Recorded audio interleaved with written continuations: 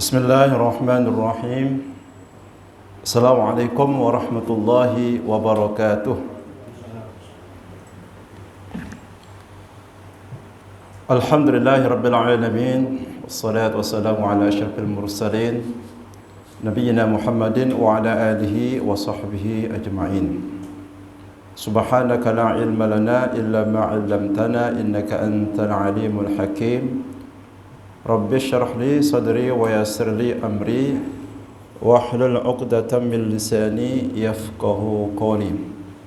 Allahumma inna nas'aluka ilman nafi'a wa rizqan thayyiban wa 'amalan salihan mutaqabbala. Allahumma 'allimna ma yanfa'una wa anfa'na bima 'allamtana wa zidna huda wa tuqa wa taufiqa. Amin ya rabbal alamin. Alhamdulillah, kita bersyukur kepada Allah Subhanahu wa taala atas segala karunia-Nya, nikmat-Nya, rahmat, taufik dan segala karunia anugerah Allah yang lain yang tak terhingga, yang Allah senantiasa limpahkan kepada kita semuanya sampai dengan detik ini, sehingga kita bisa berkumpul di tempat ini yang insyaallah kita sama-sama mencoba belajar meningkatkan pemahaman kita terhadap agama kita. Shalawat dan salam selalu tercurahkan kepada Nabi kita, Nabi besar Muhammad sallallahu alaihi wasallam, keluarga, sahabat dan umatnya. Ulun mengucapkan selamat tahun baru Islam 1447 Hijriah yang jatuh pada hari apa? Jumat kemarin ya. Berarti sekarang Jumat, Sabtu, Ahad, Senin, Selasa. Berarti 5 hari ya. Berarti hari ini tanggal 5 Muharram ya. Hari ini kita berada pada tanggal 5 Muharram 1447 Hijriah. Alhamdulillah. Jadi tahun baru Hijrah ini adalah tahun baru Islam yang sudah jauh lebih pantas untuk kita peringatkan kalau seandainya kita mau memberikan atau saling memberikan ucapan selamat tahun baru dibandingkan dengan tahun baru Masehi ya. Jadi tahun baru Islam ini mengingatkan kita semuanya kepada sejarah Rasulullah SAW. Hijrah secara bahasa artinya adalah pindah atau meninggalkan ya. Jadi kalau dalam ungkapan bahasa Arab itu hajara fulanun fulanan. Si fulan meninggalkan si fulan. Atau hajara fulanun baitahu. Si fulan meninggalkan rumahnya. Atau hajara fulanun qaryatahu atau baladahu. Si fulan meninggalkan kampung halamannya atau negerinya. Nah, itu artinya adalah meninggalkan. Kenapa dikatakan hijrah? Karena ya korelasinya dengan momentum hijrah Nabi Sallallahu Alaihi Wasallam. Beliau meninggalkan kota kelahirannya. Beliau dilahirkan di kota apa? Di kota Mekah ya. Kota Mekah.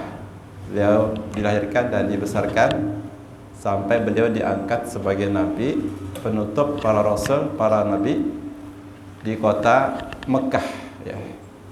Menuju kota Madinah. Jadi perpindahan.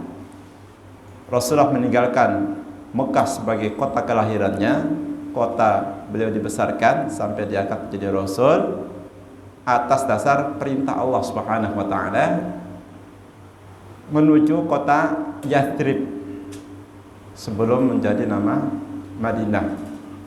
Ya. Bersama dengan siapa? Sahabat dekatnya. Sahabat dekatnya tiada lain tiada bukan, yaitu siapa? Abu Bakar As-Siddiq radhiyallahu anhu. Ya. Kapan beliau hijrah? Kapan itu beliau hijrah? Dalam situasi seperti apa? Setelah beliau berdakwah, ya. Setelah beliau menyampaikan dakwah secara terang-terangan. Jadi ahli sejarah itu melihat dakwah Rasulullah SAW di kota Mekah itu ada dua kategori, ya. Setidaknya ada dua macam pendekatan dakwah Nabi atau metodologi dakwah Rasul SAW di kota Mekah. Yang pertama ada yang disebut dengan dakwah sirriyah, yaitu berdakwah secara rahasia, tersembunyi, di mana beliau menyampaikan Islam secara terbatas kepada orang-orang terdekat, khususnya kepada keluarga, ya. Maka orang yang pertama kali beriman kepada Rasulullah SAW tiada lain tiada bukan siapa? Istri Rasulullah SAW sendiri, yaitu Khadijah binti Khuwailid, ya. Itu adalah orang yang pertama kali masuk Islam. Kemudian diikuti oleh siapa? Oleh sahabat karibnya yang menemani Rasulullah hijrah, yaitu Abu Bakar As-Siddiq beriman. Jadi orang yang pertama kali beriman setelah Khadijah adalah Abu Bakar As-Siddiq radhiyallahu anhu, ya. Kemudian disusul oleh siapa? Oleh sepupu Rasulullah SAW atau anak paman Nabi. Nabi punya paman. Di antara paman Rasulullah itu ada Abu Thalib, ada Abbas bin Abdul Muthalib, ya. Dan ada juga yang lainnya. Nah, paman Rasulullah yang bernama Abu Thalib ini mempunyai putra namanya Ali. Namanya Ali. Makanya dipanggil Ali ibn Abi Thalib. Ali putranya Abu Thalib. Nah, hubungan dengan Rasulullah sebagai sepupu, anak paman Nabi. Nah, itu yang kemudian menyusul mengimani risalah Islam yang dibawa Rasulullah SAW. Terus diikuti oleh sahabat-sahabat lainnya, ya, sahabat-sahabat besar, sahabat-sahabat senior, ya, yang sudah luar biasa, ya. Sehingga mereka itu mempunyai keutamaan yang sangat luar biasa, ya. Disebut namanya atau disebut keutamaannya oleh Al-Quranul Karim di dalam surah An-Nisa ayat 100, ya. Was-sabiqunal awwaluna minal muhajirina wal ansar. Dan orang-orang yang terdepan, terdahulu dan pertama-tama, ya, masuk Islam dari kalangan siapa? Minal muhajirin wal ansar. Dari dua kelompok ini. Kelompok yang hijrah dan kelompok yang menyambut kedatangan muhajir, menyambut kedatangan kelompok yang hijrah. Siapakah mereka? Sahabat-sahabat Ansar yang tinggal di kota Yathrib atau kota Madinah. Itu disebut dengan sahabat Ansar. Makanya banyak masjid namanya Masjid Ansar, ya. Atau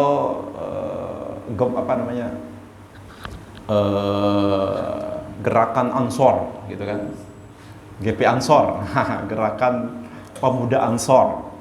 Mungkin terinspirasi, ya, untuk menyambut guru, ya, atau untuk ikut dalam pergerakan dakwah Islam di negeri ini.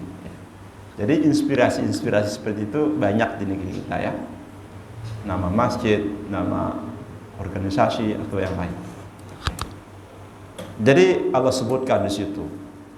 Kemudian nanti ada sahabat-sahabat besar seperti Umar bin Khattab yang sebelumnya lebih dahulu masuk Islam, Hamzah, paman Rasulullah juga, paman sekaligus sesusuan, saudara sesusuan Nabi.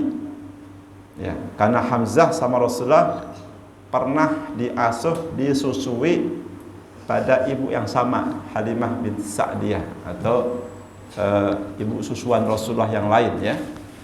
Nah, sehingga di samping sebagai paman sekaligus saudara persusuan. Jadi fikihnya itu kalau kita mengadopsi bayi yang mungkin ya ditinggal oleh ibunya, karena kan banyak sekarang nih anak bayi lahir tanpa ayah, ya kan? Atau ibunya nggak peduli sama anaknya karena masalah ekonomi atau masalah sosial lain, ditinggal di rumah sakit.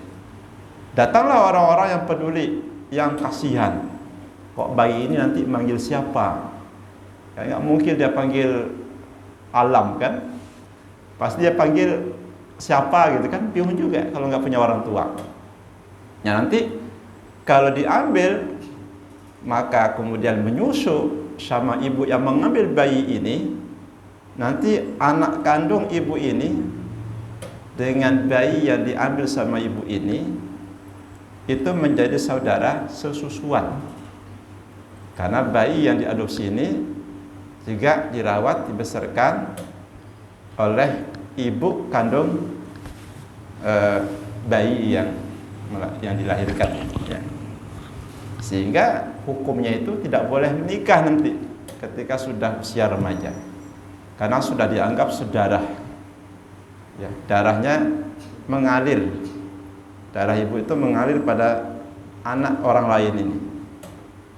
Jadi kalau misalkan dia perempuan, nggak boleh dinikahi oleh anak ibu yang laki-laki, karena sudah menjadi saudara sesusuan. Itu konsekuensi hukum kalau kita mengadopsi anak lainnya. Tapi kalau dia adopsi setelah dia nggak nyusu lagi, nggak ada masalah, nikahin juga ada masalah, karena tidak ada hubungan darah. Bahkan bapak mengambil anak yang sudah nggak menyusu lagi, usianya kira-kira 3 tahun. Oh 3 tahun itu masih nyusu? Ya memang ada yang masih nyusu. Bahkan sampai usia 5 tahun masih ada yang menyusu kan gitu. Masih ada yang minum ASI. Ya 5 tahun SD mungkin masih ada juga yang minum ASI. Nah kalau masih ada minum ASI, bapak ambil, ya kan, sampai dia ya selesai begitu, nanti jadi persaudaraan enggak ya. Cuma dibatasi radha'ah itu, usia radha'ah itu ya, haulaini kamilaini, 2 tahun yang sempurna. Jadi kalau sudah lewat 2 tahun tidak menjadi saudara susuan, karena kebutuhannya sudah berubah, bukan lagi ASI ya. Kan ada yang sampai usia di atas 2 tahun ya, itu sudah bukan menjadi kebutuhan ASI. Nah jadi Hamzah, balik lagi kepada sejarah. Kemudian terus Islam berkembang, tapi dalam kondisi tidak mempunyai power untuk mengimbangi, jauh di bawah kekuatan orang-orang Mekah. Apa pelajaran dan apa pentingnya, apa urgensinya kita menyampaikan ini? Urgensinya sangat penting. Jadi ketika kita dalam kondisi lemah dan musuh kita dalam kondisi powerful, jangan kita menganggap wah lawan saja, Allah kuat. Nggak bisa seperti itu. Kita harus mempersiapkan dulu kekuatan untuk bisa menghadapi musuh yang secara kalkulasi kekuatan militer mungkin lebih kuat, dahsyat daripada kita. Misal contoh ya, orang Indonesia kan mayoritas muslim nih, kita lihat Israel, lawan saja Israel, marah gitu kan. Sekarang kita kalkulasikan ini kekuatan Israel dengan kita, kalau dikonversikan berapa sih kekuatan kita ini, ya kan? Jadi jangan, wah Israel kan kecil, nggak bisa, harus berusaha. Maka dari hijrah ini kita bisa mengambil pelajaran mengapa ketika Isra Mi'raj Rasulullah itu mampu diperjalankan oleh Allah di luar kemampuan manusia. Pokoknya di luar logika manusia bisa nembus langit. Sedangkan menurut kalkulasi kehebatan manusia untuk bisa menembus benda-benda langit itu membutuhkan alat, membutuhkan sarana, instrumen yang sangat luar biasa, teknologi canggih. Itu pun benda-benda yang dekat dari bumi kan. Coba yang lebih jauh lagi, berapa lama butuh waktu? Ya, berapa lama butuh waktu? Nah, ketika peristiwa Isra dan Mi'raj, itu kata Allah berapa lama? Lailan, hanya satu malam. Hanya satu malam. Minal Masjidil Haram ilal Masjidil Aqsa. Masjid Haram di Mekah dengan Masjid Aqsa yang ada di Palestina jaraknya berapa? Apa tahu jaraknya berapa? 1200 km. 1200 km. Sekarang kita tanyalah, adalah mobil ya dalam satu malam bisa mencapai 1200 km malam, ya kan? Zaman sekarang itu baru ke Palestina, belum lagi naik atas itu ke langit pertama. Berapa jaraknya? Rasulullah menjelaskan, ma baina sama ila sama masiratu khamsu mi'ah sana. Jarak antara dua langit itu sejauh perjalanan 500 tahun. 500 tahun, berapa umur manusia? Kita harus bawa 7 turunan kalau punya pesawat canggih untuk bisa tembus langit. Nanti mati diganti lagi anaknya, mati anaknya diganti cucunya, mati cucunya diganti cicitnya. Bisa nggak sampai ke langit? Dengan catatan pesawatnya canggih. Belum lagi sakit-sakitan apa begitu kan? Belum lagi, masya Allah. Jadi disitulah kita menyadari kebesaran Allah Subhanahu wa Ta'ala dari peristiwa Isra dan Mi'raj. Tapi ketika dalam hijrah, apakah Allah Subhanahu wa Ta'ala kemudian tanda petik 100% ngasih kekuatan tanpa peran dari Rasulullah? Tidak kan? Rasulullah justru luar biasa. Perjalanan di malam hari dimulai itu, hijrah itu. Perjalanan di malam hari. Kenapa dipilih malam hari? Ya strategi. Ya, karena malam itu menurut ahli waktu itu dipersingkat, lebih cepat sampai tujuan dibanding kalau kita mengadakan perjalanan siang hari. Kenapa? Ya, mungkin karena hening, suasana sunyi, gak ada hiruk pikuk apa yang mungkin bisa mempengaruhi, membatasi waktu perjalanan kita, sehingga dilakukan pada malam. Yang kedua, perjalanan hari itu yang untuk senyap, ya, supaya senyap, tidak tercium oleh informasi yang mencari Rasulullah. Karena Rasulullah dicari kan pada waktu itu, sehingga dilakukan pada malam hari. Jadi Rasulullah hijrah itu dengan melakukan perhitungan yang luar biasa, kalkulasi yang luar biasa, ya kan? Siapa nanti yang ditunjuk menjadi teman Nabi hijrah? Abu Bakar. Kemudian kapan saatnya keluar meninggalkan rumah? Malam hari, tengah malam, saat manusia tertidur, orang-orang Mekah tertidur. Karena Rasulullah itu tinggal di tengah-tengah kota Mekah. Ibarat bapak tinggal di tengah geria permata, di tengah-tengah penduduk. Lagi dimusuhi, lagi dapat tekanan sosial karena bapak berdakwah tauhid, syirik gitu kan. Gimana cara jadi? Pak akan dikejar nih sama penduduk. Pasti akan melakukan berbagai macam taktik untuk bisa menyelamatkan diri sekaligus menyelamatkan Islam pada waktu itu. Jadi sebenarnya kita ini bertanggung jawab untuk mempertahankan Islam yang Allah berikan kepada kita ini. Nah, sehingga nanti outputnya apa? Outputnya itu in tansurullah yansurkum. Karena kita sudah menolong agama Allah, agama Islam yang sudah menjadi anugerah besar dalam diri kita ini, nanti Allah akan mudahkan segala urusan kita. Apa syariat yang kita bela, syariat Allah yang kita junjung tinggi dalam kehidupan kita secara pribadi maupun secara keluargaan? Syariat Allah banyak sekali. Pertama, sholat. Kita mau ditolong sama Allah, sholat enggak, gimana mau ditolong sama Allah? Ya kan? Ini banyak yang enggak, yang kita gimana ya, yang enggak sholat ini kan? Oh mungkin tapi itu orangnya kada sholat, lancar aja rezekinya. Nah, berarti apa? Kembali, sanastadrijuhum min haitsu la ya'lamun, istidraj. Ya. Kata Rasulullah, kalau engkau melihat ada orang bermaksiat lalu diberikan berbagai nikmat dunia, maka ketahuilah itu adalah istidraj. Istidraj itu apa? Cash bond, bahasa sederhananya. Bapak punya tabungan nih, tabungannya 1 miliar. Kata pihak bank, kayaknya aja diambil karena masa depan itu nanti lebih sulit.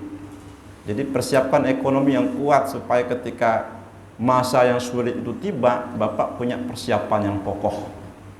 Karena kita nggak sabar, sekarang aja maunya saya sekarang deh. Diambil 1 miliar, masih ada tabungan? Udah nggak ada. Dia nikmati dulu tuh 1 miliar sekarang. Dia beli ini, beli itu, segala macam. Begitu tiba yang sulit itu datang, ya, krisis datang, orang lain bisa punya persiapan yang matang, punya tabungan, kita tinggal melongo, kelaparan, kehausan. Karena sudah diambil lebih dulu tadi. Nah sama, ya kan? Dia nggak peduli bagaimana Islam, agama yang sebenarnya menjadi penyelamat dia nanti di akhirat, justru disia-siakan dengan cara tidak menjalankan syariat Islam ini. Dia tidak menjadi muslim yang kafah. Apa itu muslim yang kafah? Muslim yang paripurna bahasanya. Muslim yang totalitas menjalankan keislaman dalam kehidupan sehari-hari. Dalam perintah dia laksanakan sami'na wa ata'na. Dalam hal larangan dia pun juga menjauhi larangan-larangan tersebut. Kemudian dia tambah lagi dengan amal-amal kebaikan. Itu namanya muslim kafah. Dia tidak berinterupsi. Dia tidak mengajukan penolakan, saya nggak mau aturan syariat yang seperti ini, enggak. Apapun yang datang dari Allah, sami'na wa ata'na, itu disebut dengan Islam kafah. Ya ayyuhalladzina amanu dukhulu fis silmi kafah wa la tattabi'u khutuwatis syaitan. Wahai orang beriman, masuk Islamlah kamu secara kafah, secara keseluruhan. Jangan ikuti langkah-langkah syaitan.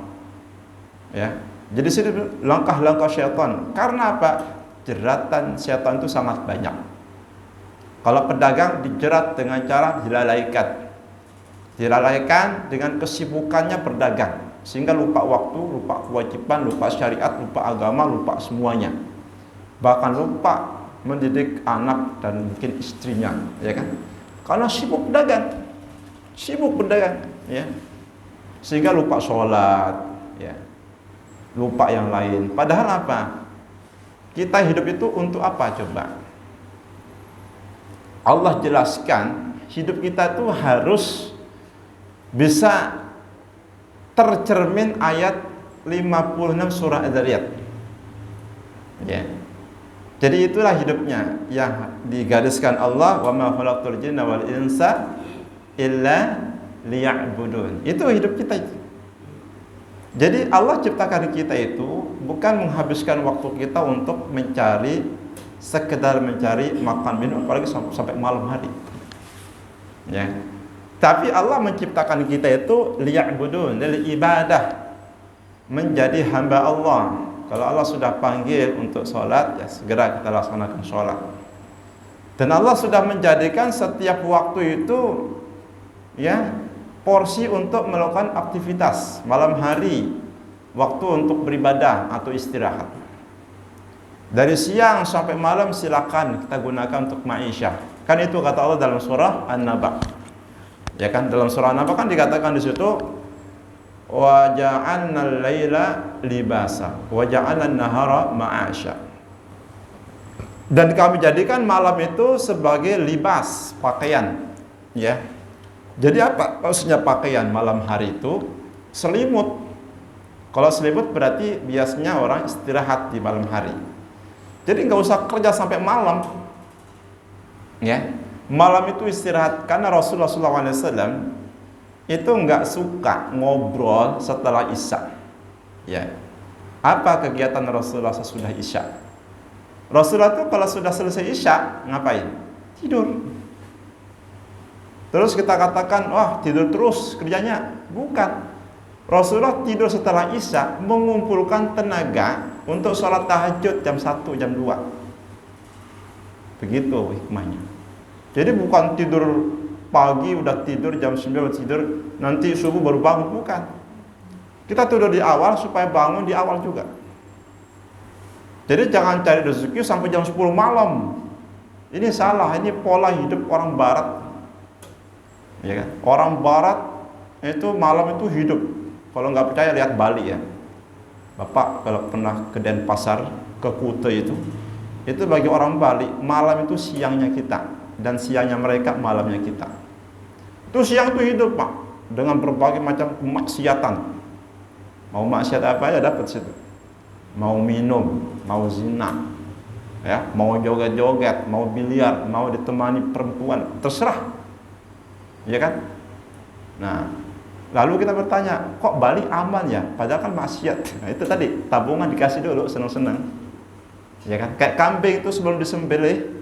Sapi sebelum dipotong kan dikasih rumput dulu, makanlah ini rumput, entah 1 jam dipotong, gitu kan. Jadi kasih dulu senang-senang, ya. Begitu udah senang-senang banget, udah sama sekali nanti azabnya itu berlipat-lipat kali. Nah, itu mengerikan justru sih. Ya. Jadi ini pola orang Barat yang kerjanya sampai malam hari. Islam enggak, kembalilah kepada Islam. Bagaimana pola kerja seorang muslim? Wa ja'alna al-laila libasa. Kembali kepada malam itu sebagai selimut, tidur. Dan kalau kita lihat, diteliti atau diamati dari segi kesehatan, itu coba tanyalah para ahli kesehatan. Bagaimana impact atau implikasi kalau orang bergadang? Efek kalau orang bergadang itu gimana itu? Tanyalah ahli kesehatan, ada nggak ahli kesehatan yang tidurnya itu jam 12? Nggak ada. Justru mereka itu menyuruh tidurnya di awal malam. Iya kan? Ngapain? Karena mungkin di saat itu istirahat organ tubuh kita. Udah jangan dipaksa kerja lagi, udah waktunya istirahat. Kayak sama lah kayak manusia nih kan. Atau mesin lah. Mesin itu kan kalau nyala terus rusak juga. Ada waktunya di off kan, mesin air nyala terus itu bisa meledak ya. Mesin aja yang kekuatan bukan manusia ya, ada waktunya istirahatkan. Nah manusia itu butuh istirahat. Organ tubuh, hati, liver itu butuh istirahat. Ya, itu malam itu bukan aktif. Nanti aktifnya mungkin jam 2 udah mulai aktif tuh liver, hati itu. Sehingga banyak orang meninggal dunia itu bukan disampaikan karena ajal yang sudah tiba ya, dia introspeksi diri, ya kan, introspeksi diri. Karena dia tidak kasihan sama livernya sendiri, sama hati. Disuruh kerja tuh, mompa darah. Padahal hati ini lagi istirahat, suruh kerja, ya kan? Sehingga hati harusnya istirahat, disuruh kerja. Yang ketika aktif-aktifnya hati malah nggak dipakai. Nah, sama misalkan dengan orang kena cuci darah itu, ya itu implikasi-implikasi menurut para pakar kesehatan. Maka Rasulullah SAW itu tidur di awal malam supaya bisa bangun di awal malam juga untuk tahajud beribadah. Nah, di siang hari kata Al-Quran wa ja'alna an-nahara ma'asya. Siang hari itu sebagai ma'isyah, untuk mencari penghidupan, menghidupkan perekonomian. Sehingga Rasulullah bahkan mendoakan berkah bagi umatnya di pagi hari. Allah barik li ummati fi bukurihim. Ya Allah, berilah keberkahan di waktu pagi untuk umatku. Jadi maksudnya apa? Siapa yang mendapat keberkahan itu? Orang yang tidur pagi? Bukan. Orang yang malas? Bukan. Yang mendapatkan doa berkah Nabi adalah mereka yang sejak pagi itu sudah beraktivitas. Berkah. Aktivitasnya apa di pagi hari? Ya jangan tidur. Kita harus beraktivitas yang bermanfaat. Khairun nas anfa'uhum linnas. Misalnya kita bukan pedagang, ya sudah, kita bersih-bersih dulu di rumah. Atau kita keluar beri sedekah. Ya kan? Apalagi kan di hadis kan dikatakan bahwa malaikat itu setiap pagi ada 2 malaikat yang mendoakan. Satu malaikat mendoakan begini, Allahumma a'ti munfiqan salafat. Ya Allah, siapapun yang berimpak bersedekah pagi hari ini beri ganti. Sedangkan satu lagi malaikat berdoa apa? Allahumma a'ti mumsikan talafan. Ya Allah, siapapun yang menahan hartanya tidak dia keluarkan dalam bentuk sedekah, dalam bentuk infak atau yang lain, dia tahan hartanya, a'ti talafan, nauzubillah. Berikan kerugian untuk harta benda ekonominya. Berarti apa? Pagi hari itu harus beraktivitas supaya mendapatkan doa berkah Nabi sallallahu alaihi wasallam. Kemudian kita bekerja, buka toko, buka. Begitu salat kata Allah Subhanahu wa taala, wa idza qudiyatish shalah fantashiru fil ardi wabtagu min fadlillah. Kalau kamu sudah mengerjakan salat, maka silakan bertebaran di muka bumi dan carilah karunia Allah. Wadhkurullah, dan ingatlah Allah, la'allakum tuflihun, supaya sukses karirmu, sukses membangun ekonomi. Jangan lupa memperbanyak zikir. Bukan sekedar kita berzikir secara lisan, tapi zikir yang paling besar, zikir yang paling utama, solat. Karena Allah katakan aqimis salata li dzikri. Dirikanlah salat untuk berzikir kepadaku. Karena banyak nih pedagang, zuhur azan, enggak salat. Ya, asar azan, masih tetap di tokonya. Sampai kapan? Seakan-akan yang ngasih rezeki, yang mendatangkan customer, pembeli adalah dirinya sendiri. Karena dia berkeyakinan kalau saya tinggalkan toko, enggak ada yang beli. Padahal siapa Ar-Razzaq itu? Innallaha huwa Ar-Razzaq. Ini tauhidnya ini harus diperbaiki. Ini berkaitan erat dengan tauhid seorang muslim. Tauhid itu bukan cuma bahas syirik, tauhid ini kalung, enggak. Tauhid itu seluruh kehidupan kita, intinya tauhid.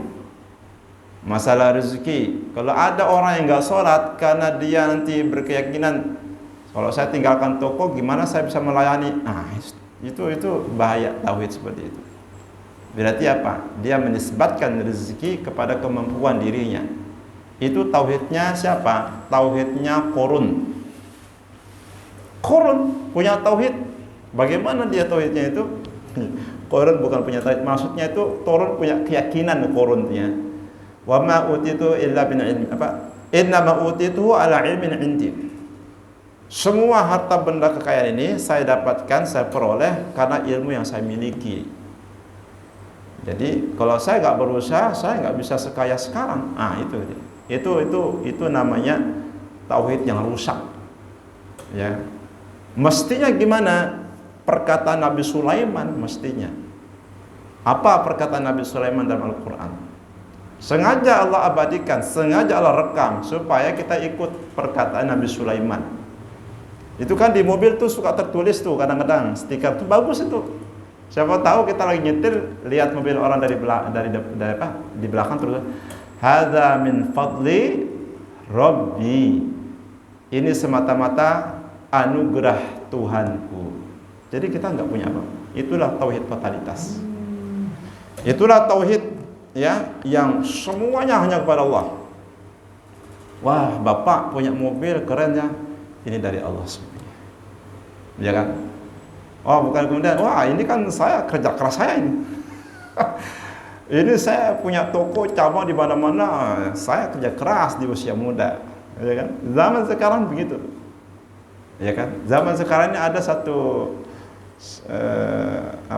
video itu Pak, ya anak muda ini lagi membrainwash generasi muda kita, mencuci otaknya supaya apa? Masa muda habis untuk cari duit, ya seakan-akan duit itu yang memberikan segala-galanya, ya kan? Padahal banyak orang duitnya banyak banget duitnya, tapi nggak bisa kemana-mana. Kenapa? Karena diuji dengan musibah penyakit, mulai dari stroke, mulai dari jantung, mulai dari macam-macam penyakit-penyakit berat, sehingga dia nggak bisa menikmati kekayaannya. Yang seharusnya kita menikmati kekayaan dan seharusnya kita bisa ya menjalankan kewajiban kita sebagai muslim. Makin kaya justru harus bisa semakin mudah menjalankan Islam. Ya, karena apa? Karena ada sahabat-sahabat Nabi Sallallahu Alaihi Wasallam itu mengadukan perihal orang-orang kaya. Ya, kata sahabat-sahabat Nabi, ya Rasulullah, ini ada orang kaya, mereka itu bisa melakukan segala macam. Gimana caranya supaya pahala kita sama seperti pahala orang-orang kaya? Kita nggak bisa sedekah, nggak punya harta, nggak bisa wakaf, nggak bisa hibah, nggak bisa ngapa-ngapain. Kata Rasul apa? Kamu bisa menyamai pahala mereka. Jadi kalau ada orang kaya Pak, ada orang kaya rajin sedekah, rajin apa, kita kan bukan orang kaya. Cara menyamakan pahala mereka yang bersedekah gimana? Enggak usah ikut sedekah karena kita nggak punya pahala, nggak punya harta. Caranya apa kata Rasulullah? Tasbih. Rasulullah kasih kunci, kasih rumusan tasbih, tahmid, takbir, tahlil, amar ma'ruf, nahi munkar. Itu kata Rasulullah itu bisa menyamai pahala sedekah orang-orang kaya. Kan orang kaya itu kalau sedekah banyak jutaan kan. Nah kita karena orang miskin, samakanlah dengan cara tasbih. Kejar pahala mereka dengan cara tasbih. Lalu diamalkan oleh sahabat ini, mereka zikir, tasbih, tahmid, takbir dan seterusnya. Ternyata orang kaya itu nguping juga. Nguping itu maksudnya dapat informasi, oh begini caranya ya. Pengen melipat gandakan pahala. Di samping sedekah mereka juga pengen zikir. Ternyata orang-orang kaya ini akhirnya ikut zikir, tasbih, tahmid, takbir ya.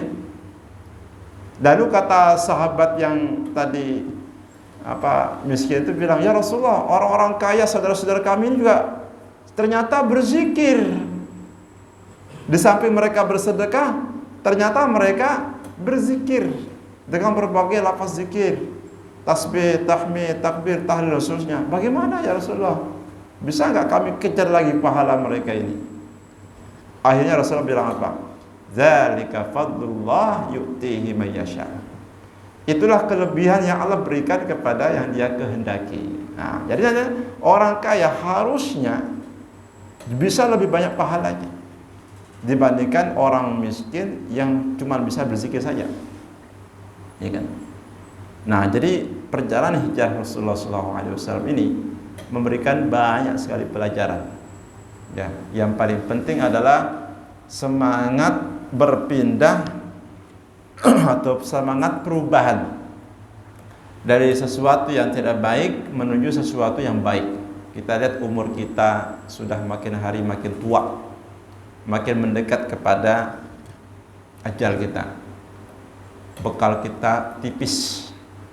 Ya, jadi ada seorang ini berkata ya, seorang sahabat atau tangan kanannya Ali bin Abi Thalib. Ini sahabat siapa? Ashtar namanya. Ashtar ini tangan kanan Ali ketika Ali sudah menjadi khalifah yang keempat. Ashtar berkata, ya khalifah, wahai khalifah, engkau malam hari bangun, puasa setiap hari. Jadi khalifah Ali ini malam hari habis untuk tahajud, siang hari puasa. Jadi khalifah ngasih orang paling sahabat yang paling miskin Ali ini. Maka dia tidur di atas pasir. Dipanggil sama Rasulullah dengan panggilan ya Aba Turab, wahai pemilik pasir. Karena ketika bangun dari tidurnya nempel pasir di sini. Tidur di pasir, miskin. Tapi menjadi khalifah. Kata Ashtar begitu. Lalu apa jawab Ali? Wahai Ashtar, ya, perjalanan ini sangat panjang. Ya, artinya perjalanan akhir itu sangat panjang. Jangan kau sia-siakan, ya kan? Kemudian sangat dalam, persiapkanlah bekal yang sebaik mungkin. Jadi perjalanan akhirat ini perjalanan yang sangat panjang sekali. Panjang, karena manusia miliaran akan dihisab, akan diadili dari yang paling kecil sampai yang paling gede, nggak ada yang terlewat dari hisab. Dari yang paling kecil, kalau itu berupa harta, amalan dengan seadil-adilnya. Inilah waktunya kita untuk mempersiapkan perjalanan panjang itu. Sehingga ada juga seorang terakhir ini, istri daripada seorang tabi'in, berkata, ini istrinya solehah, dia bangunkan suaminya, ya habibi, wahai sayangku, ya, bangunlah, perjalanan ini sangat panjang. Ya, jadi rata-rata kalau para tabi'in itu masya Allah, ya, ibadahnya luar biasa, ya. Ibadah mereka itu nggak bisa dikejar. Malamnya habis untuk ibadah, siangnya habis untuk ibadah juga, ibadah harta, mungkin juga dakwah, mungkin juga jihad dan lain sebagainya, ilmu mungkin juga, ya. Malam harinya habis untuk tahajud, untuk baca Quran, untuk apa, ya.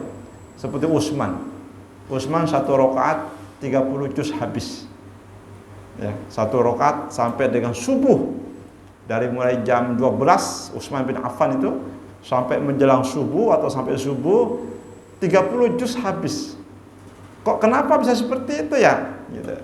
Karena ibarat kita, Pak, kalau sudah menikmati sebuah tontonan yang paling kita sukai, nah seperti itulah Utsman menikmati indahnya Al-Quran. Dan itu tidak bisa datang secara tiba-tiba, harus riyadhah, harus latihan, terus latih. Dan yang menyebabkan semua itu gampang, ringan adalah hati. Hati kalau sudah bersih. Tapi kalau hati banyak nodanya, banyak penyakit-penyakitnya, ini yang membuat karatan-karatan sehingga sulit untuk beribadah kepada Allah Subhanahu wa ta'ala. Sudah isya? Belum. 1 menit lagi, 2 menit lagi. Ayo, kita lanjutkan, ya. Kemudian Rasulullah SAW hijrah. Pertama kali apa? Beliau nggak langsung melalui jalan utama yang biasa dilalui oleh orang-orang Mekah, Madinah. Itu orang-orang Mekah punya satu kebiasaan yang dijelaskan dalam surah Quraisy, li'ila fi Quraisyin ila fi rihlata syita'i wa shayf. Orang-orang Quraisy itu suka terbiasa ekspansi dagang sampai keluar negeri. Jadi istilahnya ekspor impor, mereka udah biasa. Ternyata di zaman Nabi ekspor impor udah biasa. Jadi Rasulullah itu bawa barang Mekah keluar ke Syam. Bawa barang dari Syam ke Mekah itu bawa barang lagi, ekspor lagi, impor ke sana, ke sini ekspor. Nah, itu ternyata sudah diturunin sama Rasulullah 1500 tahun yang lalu. Tetapi ibadahnya kencang sampai bengkak-bengkak. Nah, sekarang ini apa yang bengkak, ya? Mata kita mungkin kebanyakan tidur. Kalau kita nggak punya aktivitas. Kalau punya aktivitas dagang yang sibuk, ya mungkin, ya, kita udah terlalu bengkak duitnya, tapi ibadahnya yang masih jauh, ya. Nah, surah hijrah lewat jalan yang lain, jalan pintas yang nggak diketahui sama orang, sembunyi di gua Thur sama sahabat beliau. Kemudian ada juga yang menemaninya, namanya Abdullah bin Uraikid. Dia yang menghapus jejak-jejak Rasulullah dan Abu Bakar dengan kambing-kambing yang dia gembalakan. Jadi Rasulullah kalau berjalan kemana-mana, di belakangnya kambing-kambing itu yang berjalan, sehingga yang terlihat bukan lagi jejak kaki manusia, tapi jejak kaki kambing-kambing yang jumlahnya ribuan ekor. Artinya apa? Untuk perjuangan Islam kita butuh kolaborasi. Nggak bisa misalkan, oh antum saja, nggak bisa. Kita harus kolaborasi dengan berbagai pihak untuk mendukung, untuk mensupport supaya dakwah ini bisa diterima di masyarakat. Ya, nggak bisa kita dakwah cuma orang soleh. Mesti dakwah sama orang-orang yang mungkin butuh tuntunan agama. Ya, kolaborasi dengan pemerintah, kolaborasi dengan dai-dai, mubalik yang lain, ustadz yang lain, supaya dakwah kita ini berhasil. Kalau kita sendiri ini terlalu berat dengan tantangan dakwah yang makin kompleks, ya, makin banyak tantangannya, media sosial, macam-macam yang merusak, macam-macam. Apalagi LGBT. Kemarin di Jakarta terakhir ini ya, di LGBT tangkap basah Pak. Satu kamar mungkin ada berapa? 30 orang mungkin tertangkap basah LGBT, laki-laki semua. Laki-laki semua. Saya post di Facebook, saya kasih keterangan hukuman bagi pelaku LGBT ada 3. Sepakat ulama hukum mati. Tapi yang pertama, teknis penerapan hukum mati kayak gimana, ada 3 perbedaan ulama. 1, dirajam, baik dia udah menikah atau belum pernah menikah, hukumannya sama, dirajam. Kalau zina kan dirajam kalau udah menikah, kalau belum menikah dicambuk 100 kali. Kalau LGBT, ya, yaitu kaum Nabi Lut itu, homoseksual, lesbian, itu sudah menikah atau belum pernah menikah, langsung dirajam. Yang kedua, teknisnya apa? Dijatuhkan dari tempat yang paling tinggi. Dijatuhkan, dilempar, diikat tangan, diikat kaki, lempar, begitu sampai di bawah, dilempari lagi, dirajam lagi pakai batu, sampai mati, mengenaskan dan tragis. Kenapa? Karena ketika Allah azab mereka kaum Nabi Lut yang LGBT itu, dilempar dari batu dari langit, sampai mati semua. Yang ketiga, dibakar. Itu para ulama. Jadi silakan pilih mau dibakar, mau dilempar di tempat yang tinggi lalu dirajam, atau yang pertama dirajam. Enggak ada lagi, cuma ini mati. Karena apa? Ini penyakit menular. Ya, jangan sampai datang menular kalsel, selesai. Jadi pemerintah harus segera mengambil tindakan tegas, harus cepat, ya, sebelum merembet ke yang lain. Ini bahaya. Ini bukan penyakit yang biasa. Ini penyakit kaum Nabi Lut yang bisa mendatangkan azab. Nauzubillah min dzalik. Ya. Demikian yang bisa kita kaji. Mudah-mudahan Allah memberikan pahalanya kepada kita. Allah mengampuni dosa-dosa kita. Wallahu a'lam bishawab. Subhanakallahumma wa bihamdika asyhadu an la ilaha illa anta astaghfiruka wa atubu ilaika. Wassalamu alaikum warahmatullahi wabarakatuh.